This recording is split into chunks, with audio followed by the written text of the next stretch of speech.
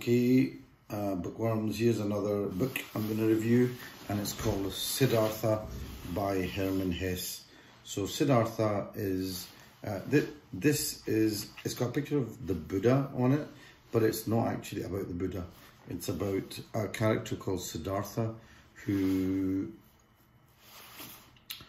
is not Buddha, but has a life that kind of almost lives in parallel with the Buddha. It's a bit confusing because the Buddha is also called Siddartha Gautama, and he eventually becomes the Buddha, or this awakened one.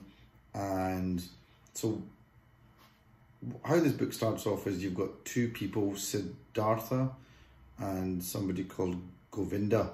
They're two friends, and Siddartha decides to leave his family home and go off in search of enlightenment. So Siddartha and Govinda go off and become samanas, or basically ascetics. And what they do is they go away and they basically do without all sorts of stuff, clothes, beg for food, all that kind of stuff, and you know, live a life in the forest in hardship.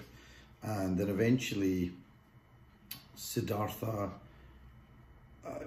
realizes that that's not the way to go, and he gives that up and eventually follows his own kind of other ideas, urges. He becomes a rich guy. He you know, becomes this great lover and actually hooks up with this courtesan and wants to learn all about the ways of the flesh, and also making money, becomes a gambler, all this kind of thing. But he never really fully is happy with that. He never really feels that that's the way to live his life. So he gives that up and goes back into the forest and lives alongside a ferryman by the river.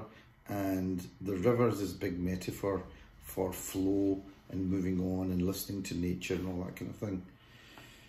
So that's kind of interesting, and it's all about that. He eventually meets somebody who is actually his son, and he has to go through heartache and pain and all that kind of thing as well, and does reach an enlightenment. He meets up with his friend Govinda, who has followed the Buddha. That's right, that's the bit I forgot to tell you, that at the beginning, when they're both the friends are samanas, or ascetics, they actually meet the Buddha, and this guy Siddartha, who is this kind of ascetic but not the Buddha, realizes that the Buddha cannot teach him the wisdom that he's looking for, because it's something that you can't teach. This friend Govinda stays with the Buddha and becomes a monk, and essentially what the message of the book for me was that you can't learn wisdom from somebody else. You can't really teach somebody wisdom. You have to experience life and go through it to get to that. You have to have your heart broken. You have to have some shit happen to you. And that's the kind of message of the book. To me, it's also about flow, about giving up attachments or not being attached to things. And some of those things, some of those attachments are easy to do. Some of them are very painful. But that's what this book seemed to me to be about.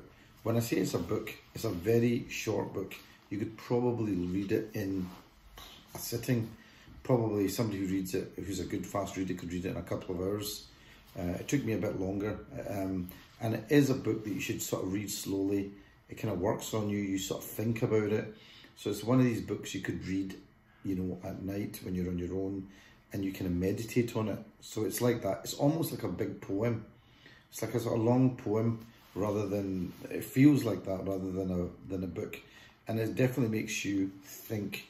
So it's kind of takes you on a journey. So you go on this journey with this character called Siddartha, who is not the Buddha. I've just got to, and it's a bit confusing because it's also got a picture of the Buddha on the cover. This is actually a reprint that I picked up in Pakistan. So that's why. And I actually got this because a friend recommended this, and I always wondered what was so good about this. So I think it's an easy to read book, but it is about sort of life journey and life lessons, but not in a kind of the way that books are written these days, you know, like chapters for life lessons. It's very much like, you know, just the story of what happens to them, and you sort of learn through that.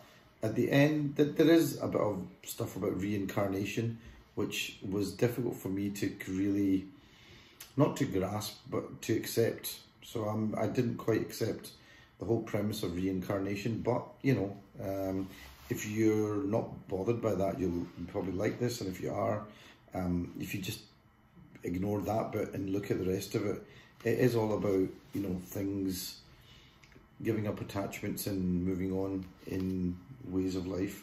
So yeah, I for me it was about flow and some interesting concepts about time. Often in the West we think of time as being linear, whereas, you know, in this book time is almost seen as a constant. So the past, the present and the future are just here. Maybe we are not able to sense it, but it's like whatever was in our past is still there. So that's an interesting concept. What else can I say about this? Yeah, it's very simple but quite profound. Small book, you can read it easily in one sitting. Quite a meditative book to sit down and think about. Yeah, not a bad one. I think a lot of people on this book review WhatsApp group have actually read this already. If you have, by all means pick it up again. Let me know what you think or what your review is or what you got out of this book. That would be interesting. I've seen a lot of people saying that they read it. Okay, that's it, and better get back to work. I do work, you know.